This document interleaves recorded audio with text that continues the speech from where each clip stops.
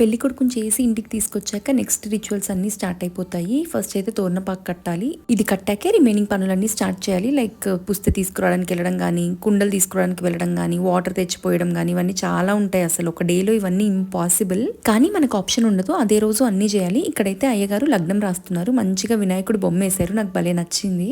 లోపల ఈ ప్రిపరేషన్స్ అన్ని అవుతుంటే వీళ్ళైతే కుండలు తీసుకురావడానికి బయలుదేరుతున్నారు. మాకైతే కుండలు ఇవి ఏవైనా తీసుకురావాలంటే ఇదే ప్రొసీజర్ ఫాలో అవుతాం. ఊర్లో అయితే ఇంకా బాగుంటుంది, అందరూ తెలిసిన వాళ్ళు ఉంటారు కదా. సో ఇక్కడైతే వీళ్ళందరూ బయలుదేరి వెళ్తున్నారు. ఈ పర్టికులర్ ప్రాసెస్ కి అయితే ఓన్లీ జెంట్సే వెళ్తారు. మళ్ళీ పుస్తె తీసుకురావడానికి వెళ్ళినప్పుడు మాత్రం లేడీస్ వెళ్తారు. అది కూడా నెక్స్ట్ షాట్ లో పెడతాను. ఇంక ఇక్కడైతే పెళ్లి కొడుకుని ఇంట్లో చేస్తున్నారు. ఇంకా నలుగు పెట్టి పెళ్లి కొడుకుని చేసిన వెంటనే పైకి తీసుకెళ్లి హల్దీ చేద్దాం అన్నట్టుగా అందరం అయితే ఎల్లో వేసేసుకున్నాము. ఇంకా కార్తీ ఇక్కడ ఈ పాయింట్ ఆఫ్ టైం వచ్చేసరికి ఇంకా వాడిని అసలు పట్టలేకపోయాం. చాలా అంటే చాలా క్రాంకీ అయ్యాడు. కానీ కూర్చోవాలి కదా, తప్పదు. సో ఇంకా కాసేపు అలా ఫోన్ ఇచ్చి అయితే ఎంగేజ్ చేసాం వాడిని. ఈ వీడియోకి అయితే ఇదన్నమాట ముచ్చట. నెక్స్ట్ షాట్ లో మళ్ళీ కలుద్దాం. మీన్ వైల్ మీరైతే సబ్స్క్రైబ్ అండ్ స్టే ట్యూన్డ్.